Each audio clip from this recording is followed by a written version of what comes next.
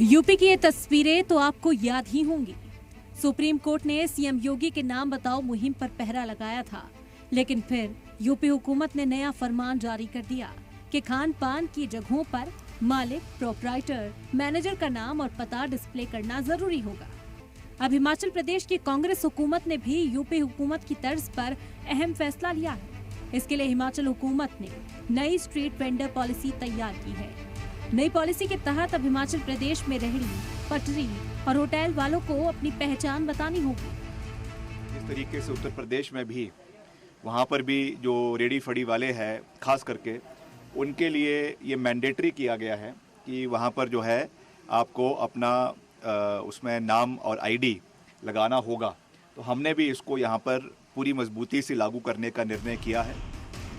एक तरफ कांग्रेस योगी हुकूमत की पॉलिसीज पर सवाल उठाती रही है, लेकिन अब खुद कांग्रेस योगी की राह पर चलती दिख रही है। हिमाचल प्रदेश भी इन दिनों लगातार सुर्खियों में है, कभी मस्जिद को लेकर तो कभी बदलती डेमोग्राफी को लेकर। यही वजह है कि हिमाचल की आवाम खुद सरकार के इस फैसले का इस्तकबाल कर रही है। ये बहुत पहले हो जाना चाहिए था, लेकिन चलो अब आए तो इससे डेफिनेटली बिजनेसमैन को भी फायदा मिलेगा और आम जनता को। हर कोई अपनी रेडी फड़ी लगा के यहाँ से निकल रहा है, उसका स्टेट को कोई फायदा तो नहीं हो रहा है। जब अब गवर्नमेंट इसको रिकॉग्नाइज करेगी तो गवर्नमेंट के पास इसका रिकॉर्ड होगा। हिमाचल में नाम आम करने का ऐलान हुआ तो मामला असम में सुलझ गया। AIUDF लीडर इस फैसले को मुसलमानों के खिलाफ बता रहे हैं और कांग्रेस को जमकर कोस रहे हैं। लोगों को ये विश्वास हो जाएगा कि कांग्रेस और बीजेपी दोनों का पॉलिसी एक ही है।